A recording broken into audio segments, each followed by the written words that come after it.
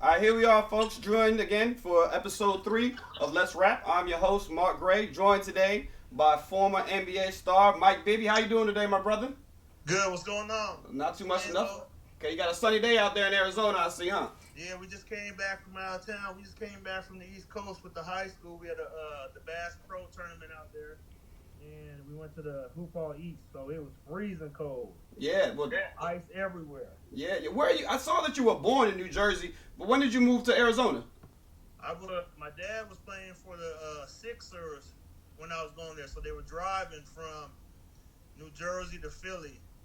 It was something happened where I had to be born then. Okay. You know what I mean? So at that time, I was born on the way back to Philly, and then I've been in Arizona since I was like 3 years old. Okay, so you technically grew up in Arizona. Yeah, I grew up in Arizona. Okay, I got you. When did you realize the NBA was a possibility for you? I didn't really figure it out till I got to college. Really? I was always very I don't know how to put it. I was always like overwhelmed with stuff. Like when I started getting letters and stuff, and they put me as the top point guard in the country, it never really kicked in like I was like that guy. Hold on. You were in that '96 McDonald's All-Star game, bro. Yeah. So you mean to tell me you surrounded by Kobe Bryant and Jermaine O'Neal and all of that, and you didn't think that you were going to the NBA? No, I never thought like that. I never thought like that. But like it really kicked into me when David Falk, my agent, came to meet me. That's when it really kicked in. Like, okay, I'm about to make something happen. Really? So what about Arizona? Your rookie year, your freshman year in Arizona, you won a national championship. Okay, so yeah, we won a championship, but it didn't really kick in for me until my agent. I met with David Falk, super agent. He had all the guys, Michael Jordan, Patrick Ewing, Lonzo Moore, all the guys that were getting big time money when I was coming out the draft. Wanted to see me, and I had a meeting with him. I think that's when it kicked in for me that something really big was about to happen. Now, speak about the fact that you had a successful high school career. As a freshman, you start and win a national championship. Did it kind of just seem like, man? Good. No one really expected this. I remember when we were looking at to get into the tournament, we had, I think, like a little bit over 500 or a 500 record in the Pac-10. It was Pac-10 back then, and we were just hoping to make the tournament. And they gave us a 4 seed, and we got hot at the right time. And then you ride that through, and I mean, that did it seem like, wow, I can't believe, like, this is just easier than I thought. You win a national championship freshman year. No, it was never easy. It was never easy in the March Madness. That's why it's called March Madness. It's one and done. So in one game, we got, like I said, we almost lost the first game or two. I think we were behind both games.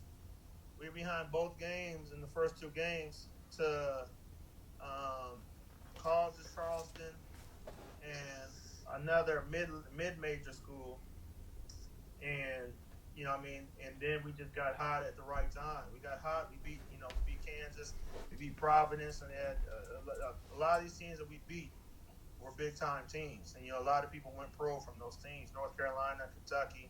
So you got to get hot at the right time, and that's what we did. Yeah, you guys beat 3. I think you're the first school to ever beat 3 number 1 seeds on your way to national championship. 3 number 1s. Right. Now then you come back your second year. Are you expecting another title? I know it's hard to repeat. And, we should have went 18-0 in the Pac-10. We lost on a buzzer beater against Southern California. But we knew it would be tough. And, we went up against a good Utah team, a team that was, coached by Majerus and DeAndre Miller, a few other guys that, played pro for a few years. And we couldn't make any shots. I think they ran the triangle and 2 on us, and we couldn't get open anywhere and couldn't get any, and we didn't really get any shots made. So it was tough for us. They kind of kicked our ass too. It was tough losing like that. But after that, I knew I was ready, and I was ready. It was my time to leave. Right after that game, you knew you were out? Yeah. Okay. Now let's go with that. You have a successful college career. You win a national championship. You get an All-American. You get everything. You drafted second overall. Now we just established you're an Arizona kid growing up in the sun. What's going through your mind when you end up in Vancouver? It was tough. It was between me and Oliver Candy, who was going to go the first pick. And, like I said, everything always happens for a reason. And, for me, it was tough. I had a 2 or 3 year old son. And at 20 years old, it was tough moving to a different country. And, that was probably the toughest thing for me. I had a lot of family that moved with me and made it easier. But being in a different country was tough for me at first. I can imagine. Now, what you combine the fact that one is dumb cold out there, correct? It was cold. It rained a lot. It rains a lot more than it's cold, but it's cold. It's not like Toronto where you see the snow and it's always freezing. But there's times when it's beautiful. There's times when I was out there, it was beautiful, but it did rain a lot. And then what about for the first time? I'd imagine a ridiculous amount of losing. I hear you. And I said, for the first time, I'd imagine a ridiculous amount of losing. Your first game, first year, you guys won 8 games. We won. Yeah, it was. The year was 50. It was 50 games that season. Right. And I remember we started out 4-4, and everybody thought it was going to be a big time year and this and that. And I think we had out of 42 games left, I think we had three double-digit losing streaks. Right. To finish the season off. So it was tough. We'd win 1, then we'd lose 10, then we'd win 1, and then we'd lose 11. It was hard, but I knew it was different than any kind of other team that you're going to because, our veterans were Sharif Abdul-Rahim. I think he was 21 years old. Right.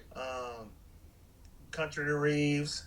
I think he was like 23 or 24. So it was different than coming into a regular team to where now you got veterans that are 35, 40, 30 years old and like a regular team. So it was tough.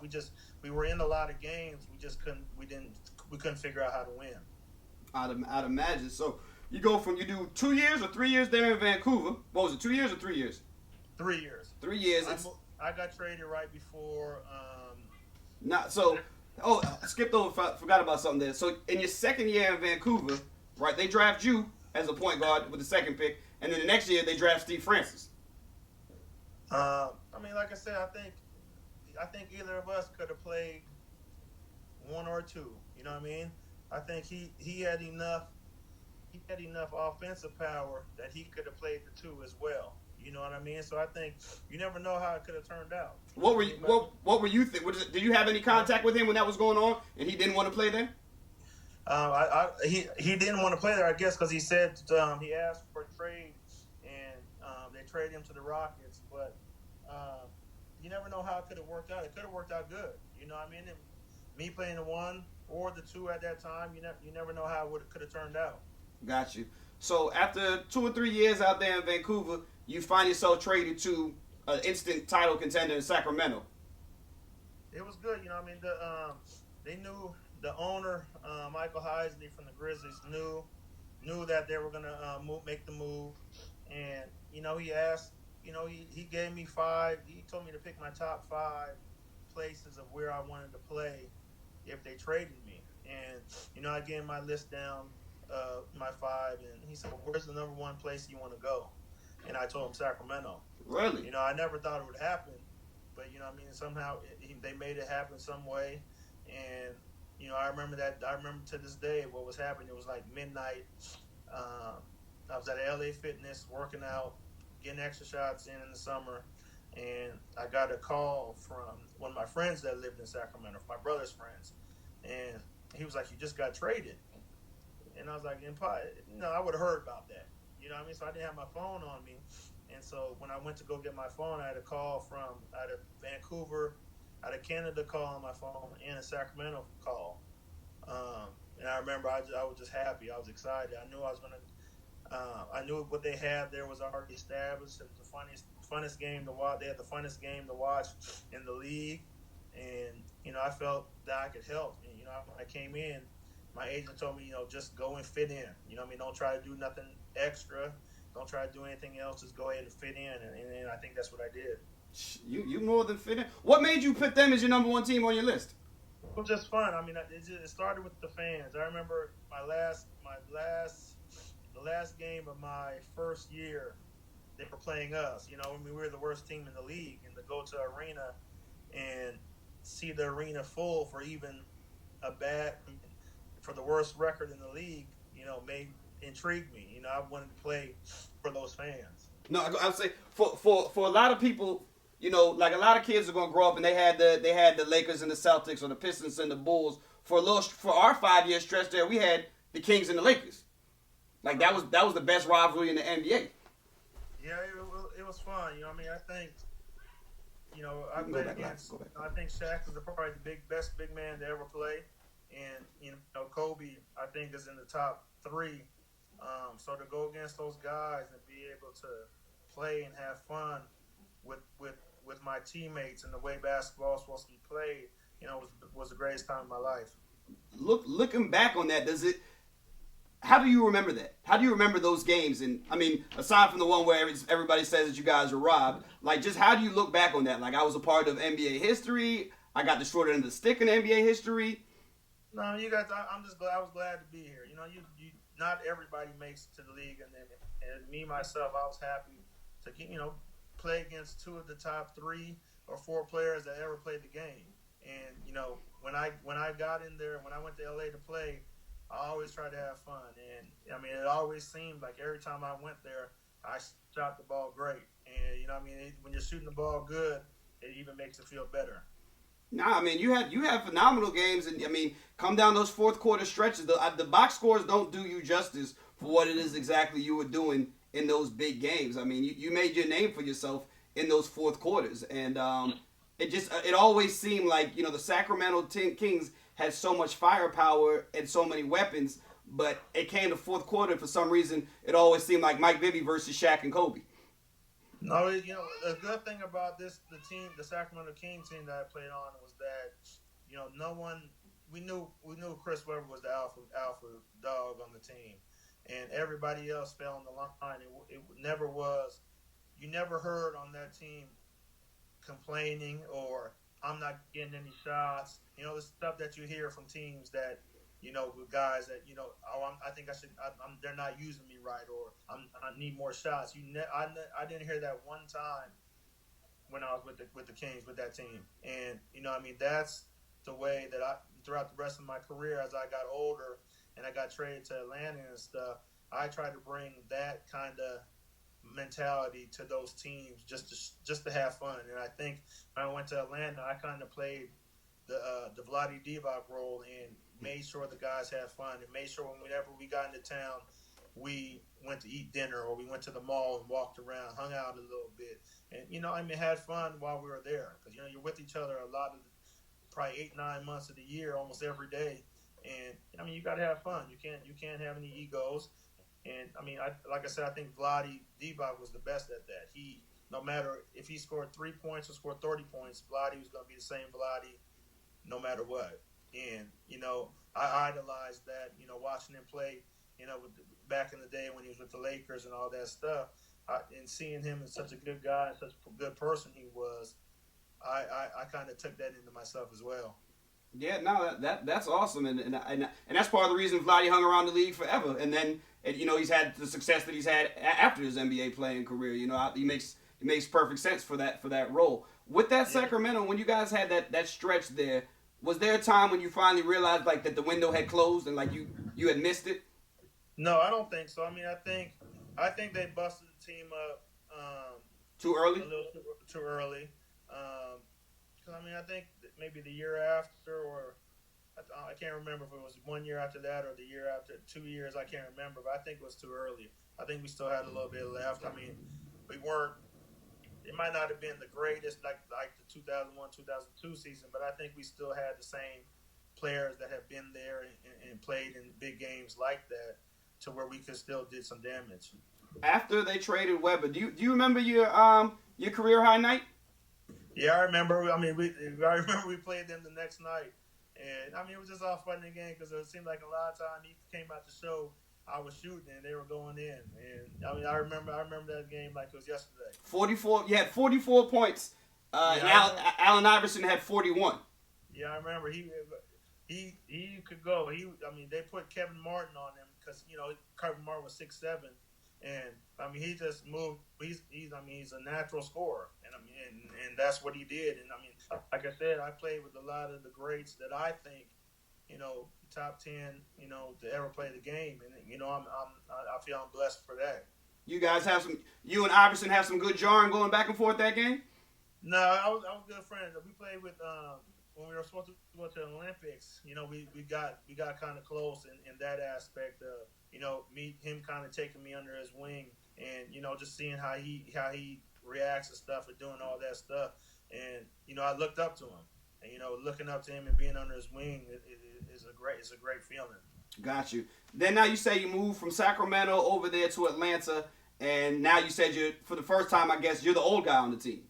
Yeah, and I mean, it was fun. I came in, and I mean, there wasn't too much. It's been like 10 years since they made the playoffs. I mean, the record was, we had a stud of losing record. We made the playoffs still, but I just came there and just tried to, make games during shoot around if we're little bets. Just a little stupid stuff just to make the guys go close and have fun. And I mean, we had fun, and I mean that it was good to be with the young guy and kind of be the older guy to kind of cool people down or talk to people and see how they felt about things and kind of lift them up when they were feeling down. And, just you got real close with Mike Woodson. I'm still talking to Mike Woodson today. He's probably one of the best coaches I've had, if not the best coach I've had when I was in the league. And I mean, you make friends with him, and it was just good being in the situation. You get put in situations for reasons. You know what I mean? Everything's for a reason, and I'm glad that it went there. Now, after you know what, it was supposed to be Cleveland. I was supposed to get traded to Cleveland the year before they traded me, but it didn't go through. And then the next year was supposed to be Cleveland again, and then out of nowhere, I seen on the ticker that I got traded to Atlanta. You seen on the ticker? That's how you got the news? Yeah, I woke up from a nap, and it was on the ticker. My son had woke me up and said, "Dad, you just got traded." And I'm like, "What?" So I called my agent, and my agent was like, "Yeah, it was crazy, but I mean, like I said, everything happens for a reason. They got put with a bunch of good young guys that a lot of the young guys that I still talk to this day." Got you. Now, you go from being a mentor role on a team that's kind of floating around the middle of the playoffs to all of a sudden now you're on the Heat. LeBron James, Chris Bosh, Dwayne Wade, Pat Riley, and mentoring time is over. It's now you're right back at that championship level again. What's that like to go? So you basically were from the biggest show on town, then you had kind of like a little hiatus in Atlanta from the Limelight, and then boom, now here you are center stage on the biggest team on the league. Starting. It was tough. It was tough. You just going there trying to fit in and trying to make an impression to where they want to keep you. There's a lot of pressure, this and that, and you got to hit shots. And at that time, there'd be some games where I hit some, be some where I didn't, and it was just a lot of pressure, and it was just different. I mean, it was bigger. It was bigger than when I was in Sacramento, as far as being in Sacramento's smaller city compared to Miami, and now you got arguably one of the best players that ever played the game, a few of them on the team, and I mean it was just it's a different situation, being in a situation, and your leash is a little bit shorter than you're used to. Okay, now we're talking. It sounds like you never really got that comfortable then in Miami. I mean, I was only there for probably like 3 or 4 months. I got traded at the trade deadline, and then I ended up playing 2 games in Washington. I looked that up. I had no idea that even happened. And I live right here. I saw that it said Mike Bibby Wizards. I was like, that being said, Bibbs, I need a Mike Bibby Wizards jersey. Like that has to be the rarest jersey in the world. I think. I mean, it was an ugly jersey too. It was an ugly jersey. I because I asked my son, because 10's taken around the league. Hey, my bad. You good? The 10 is taken around the league almost everywhere. It's taken in Miami. It was taken in Washington. It wasn't taken in Atlanta yet. It should be taken in Sacramento. Yeah, absolutely. But there was a few places. So when I went to Washington, I asked my son, like, what number should I do? Should I do 20? It's taken in New York as well. I asked him, like, what number do you think I should take? He's like, well, I don't care. I said, well, Michael, you got to help me. I'm trying to figure out a number. So I was going to go with 0, but now I was like, okay, Gilbert had that number. I'm not, I'm going to stay. I'm going to be away from that. Just let Gilbert have his number. So I didn't know if I was going to go with 1, and then I didn't know what to do. And then I just picked 00, and that was terrible. That was your number, 00? Yeah, that was 00. I looked at, I still got it on my wall. I'm like, damn, that number's ugly. But I mean, it's what I had to do. And the same thing in New York. I didn't know what number to pick, and I had picked number 20, and I forgot that Allen Houston had wore that. And you don't want to guys that have. I grew up in the era, like, if you go to a team and I watched them growing up, and you got an Allen Houston, or you got a Mahmoud Abdul-Rauf. Right. These guys that have numbers, you kind of stay away from them. And Got I had you. already picked 20, and the trainer, the trainer was like, the equipment manager was like, oh, the NBA already did, because I tried to change it after I remembered that Allen Houston had it. And you just don't want to disrespect anybody's number. Got you know what I mean? That's been, to me, up here. You know what I mean? So I felt like, okay, let me trade it. Can I trade it? And they were like, no, it's too late. So I had to wear 20 when I was there. So, I just tried to get 0. I looked at 0 when I got to Miami and figured no one had 0 when I was there. So I was like, I'll take 0. So you get to Miami and you're 0. It. You get to Miami and it's like, did you have rumblings that that you were going to be coming up on that? I mean, like, 'cause that's at that time, Miami was the biggest thing in the NBA. Yeah, we were talking about it because when I got traded to Washington, when I got there, it was kind of like, we need you to mentor John Wall. So, I felt I still had a little bit left in the tank to, I'm not ready to mentor yet. I still want to play. Right. And you know what I mean? They bought me out. There was a year they didn't know the lockout was going to be the next year after that. And that's what it kind of felt like to me, to where you're done playing. We want you to be a mentor to John Wall. And I didn't feel I was ready. Mm. So that's how that went down with that. And then they bought me out. And then I was there in Miami for, a couple months. And, there was some good things, some bad things that happened as far as playing wise. And, like I said, you're put on the shorter leash than what you're used to playing on. And there's a lot of pressure for you to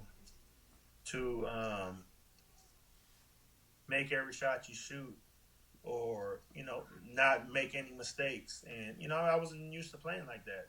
Now, let me ask you this. When you say that, the pressure, okay, let's talk about the elephant in the room. I don't mind pressure. Absolutely. We know that. No. I want to know, is the pressure from the coaching staff and management and the short leash, or are we talking about King James pressure and in terms of him and those guys putting pressure on you? It was more who was making the substitutions and stuff like that. And it was just, I've never been used to playing like that, to where if you miss 1 or 2 shots, then you got to get pulled. You know what I mean? And it was tough. And I'm not gonna lie, it was tough to play like that. Right. And the situation was great, playing with all those guys, playing for a legend like Pat Riley, and just being in the Miami Heat uniform, being in the city of Miami. The Miami is beautiful, and it was just hard for me. I just don't think that was the right situation for me at that time. Got you. Now you played in that. Now you guys go to the finals and you play against Dirk Nowitzki, who you had ran across several of times in the Western Conference. Just real quick, what was that? To me, I always say when people ask me about one of the most spectacular finals or playoff appearances, I always say that Dirk thing is underrated. Am I like? Yeah. What was that like watching Dirk that series? They were all of them were rolling. You know what I mean? But all of those guys were rolling. Jason Terry was hitting big shots. Barrera was playing good. Jay Kidd was he hitting spot up threes. I mean, so like I said, they were rolling at that time, and I mean, it went to 6 games, but I felt we could have pulled that off, but I think we lost one game out. We lost two out there, but I mean, I think we could have. If we went back to Miami, I thought we could have pulled it off. Yeah, nah. Jason Terry, who was a former college teammate of yours, had a hell of a series that game. I mean, he was balling. They all were. I mean, I remember I remember I just watched some of the highlights the other day, and I mean, everybody was shooting the ball well. I mean, it was good. They played good, real good. So after that season, you don't stay there. You find yourself in New York, right, on the Knicks, which is the craziest thing, right? So at the beginning of the season, on the Knicks depth chart, you guys have yourself, you have a Tony Douglas, you have Baron Davis. Those are your point guards, and you have Carmelo and you have Amari. In a million years, would you have thought the biggest story that year was going to be Jeremy Lin? No, because you know how he got on. I had gotten hurt, and Barron was hurt. We were both hurt at the same time, and they called him up for to play. We were playing the Warriors that night, and we weren't playing, and so they called him up in the thing. And I mean, the season he had was amazing. You know, like the things that he was doing and shots he was making, and no one expected him, and he came out of nowhere. It was crazy. You know, I mean, it's crazy. You start seeing everybody's jerseys go down in the stores, and you know they had 1 million Jeremy Lin jerseys. There's no more Carmelo and Anthony jerseys. There's no more Amari Stoudemire jerseys. There's no more Tyson Chandler jerseys. It was all Jeremy Lin, and I mean, just to be a part of that as well, you know, it was special too, because I mean, he come out a kid that. Yeah, you might have to chop him up though. Chop him up, like break him down.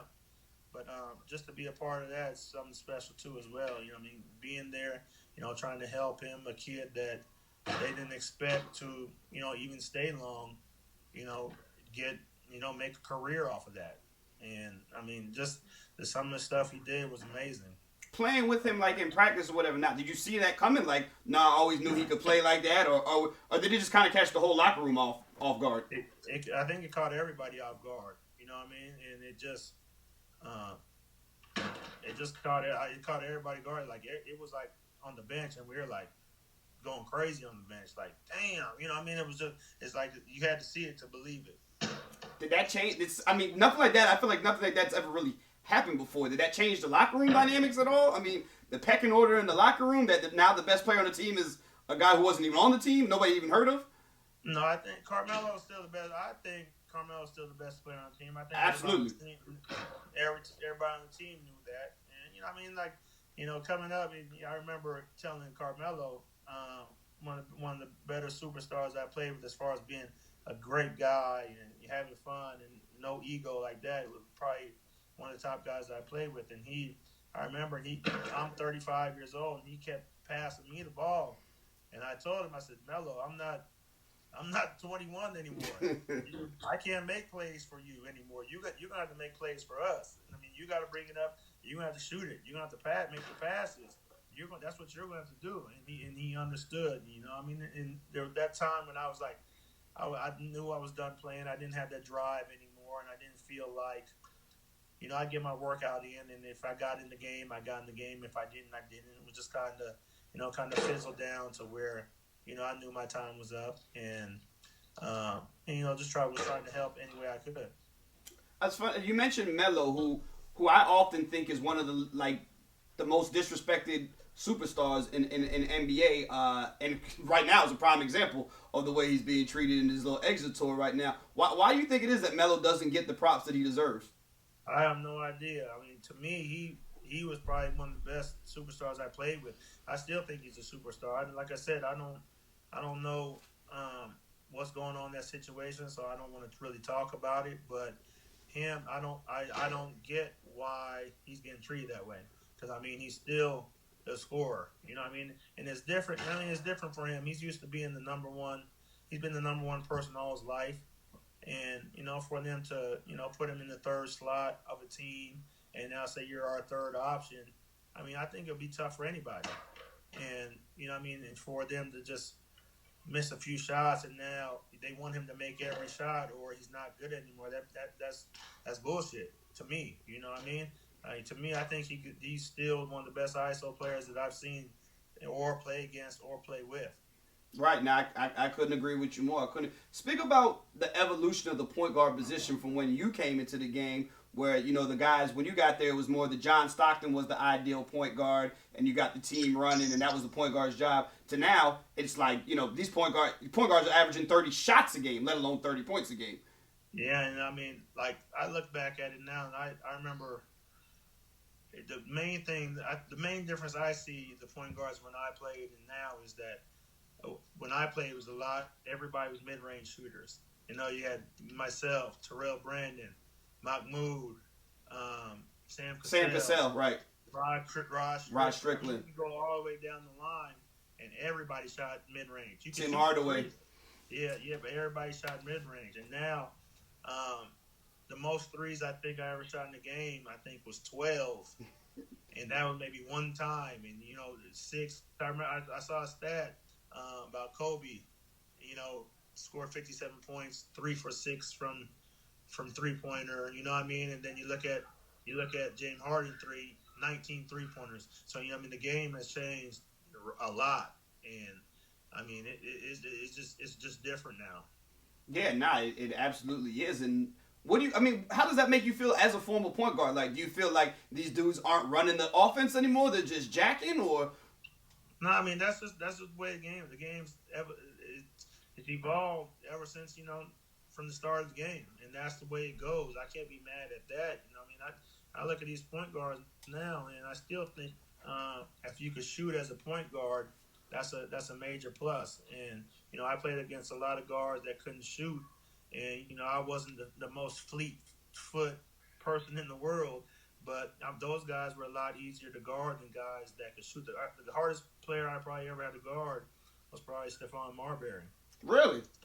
Yeah, I mean he was fast, he was strong, and he's going to get up 30 shots a game. And so when you come to play him, if he's hot, it's going to be a long night. And I mean it's just tough if you could shoot and you got all that quickness and everything like that. And, I mean it's going to be a major problem for people. That's interesting, and I'm surprised you said it because you played against a lot of great point guards, but I could, especially when you say the fact that he's going to get up 30 shots. I can definitely see how that would be a tough guard. Yeah, and his mentality, he had that New York mentality. He don't care if he misses, he's gonna come shoot the next one.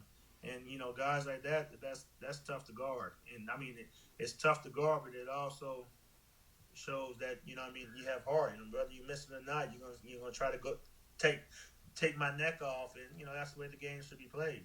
Before you got to the NBA, was there any point guard that you looked up to that you wanted to play? That when you finally got a chance to play them, like I was looking forward to playing him. Jason Kidd. J Kidd, right?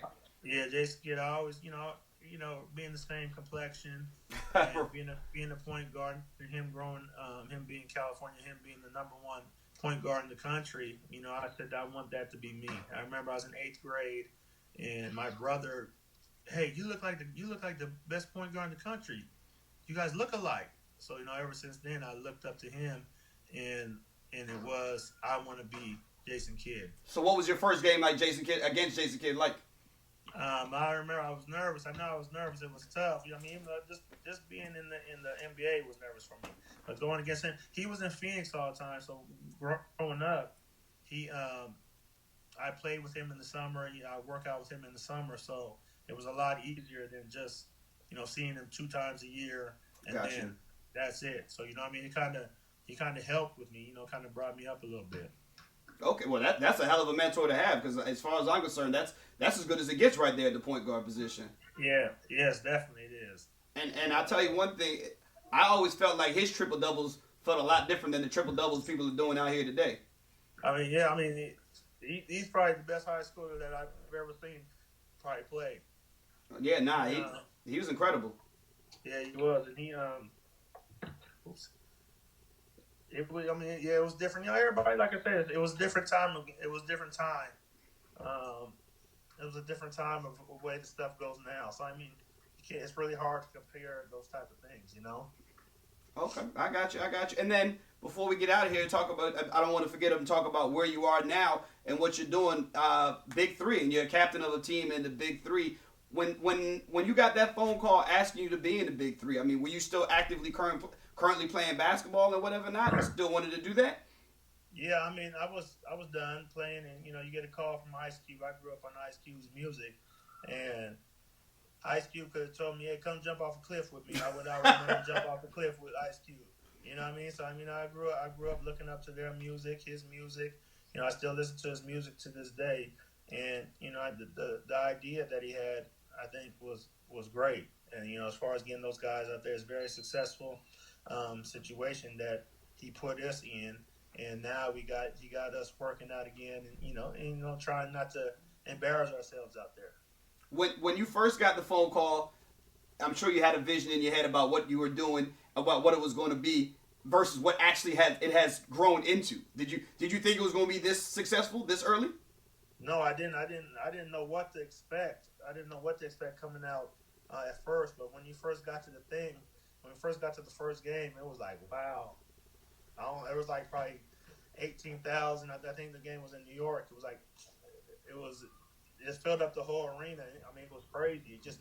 We never expected. I think no one expected that. And then, because the first week was a little bit different than the second, third, fourth, fifth, because people went home and really started working out, started getting right.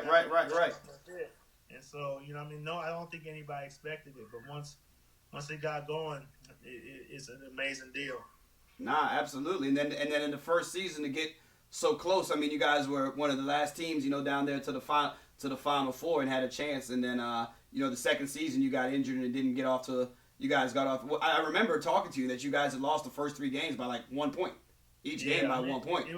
It was tough though. Like I said, you always want to do good, and we're not 20 years old anymore. And once you're hurt, you gotta know you're hurt before you really get hurt. You know what I mean? I knew my hamstrings weren't ready for it, and I think I overworked myself up before the season and didn't give myself enough rest. I think that's thing that bit me my ass. Got you. I'm going to let you get out of here on this last question. 20 years, let's fast forward 20, 30 years from now. Give me the 3 to maybe 5 guys you're going to be telling your grandkids that you played against. Like, I played against that guy, and let me tell you about him. Shaq. Okay. And what are you going to be saying about him? Okay, Jordan. That's obvious. Kobe. LeBron. And let me think of one more. Probably Steve Nash. Steve Nash. Good answer. Yeah. And what would you tell him about those? What would you tell him about a Steve Nash? After Steve Nash, he doesn't look like he could do much, but he was out there shooting the ball. He was passing. He was running circles around everybody. He's not what he looked like. He'll come out there and dog anybody that probably played. And then what Mike did you play against? You played against Bulls Mike or Wizards Mike? Wizards. When I first came into the league, he had just retired. Got you. So in the 50 games, we didn't get to play the Bulls that year, and so I didn't get to see him until he was on the Wizards. But he was still doing work on the Wizards still. Yeah, no, absolutely. And then prime Kobe, what was that like? It was kind of like it was kind of like MJ. It was like I never seen anybody so determined and all that stuff. But it's like hard to explain. You have to see it. Just his drive was crazy. Yeah, it is. Was going back to those Sacramento days. It just always feel like as long as they had a guy like Kobe and Shaq, you knew that the game was never out of reach. It never. Because with Shaq, we'd always, Shaq had rules changed. The NBA rules changed because of the way he plays, and anybody that gets the rules changed is top notch. And seeing him when he was slim and dunking on people like they weren't even there. It's crazy. It's crazy. But it just playing against them 2 on the same team. I was glad to be a part of that. Yeah, absolutely, you were. Baby, I can't thank you enough for taking out your time today. I see you got a lot going on. I appreciate you taking out your time to talk to us. And man, you didn't just you're so humble when you say it, as if like you were just part of that Sacramento team and you were just part of those basketball games. And and you took a backseat to nobody in those games, man. And I remember just watching it as a fan. Yeah, man, dude, you were incredible. Ice was in those veins, and you were awesome, bro. And you even better as a person, man. Thanks a lot. I appreciate it, man. Thanks. Thank you a lot for your time, babe, and I'll see you later. All right, brother? All right, all love, bro. Later, bro.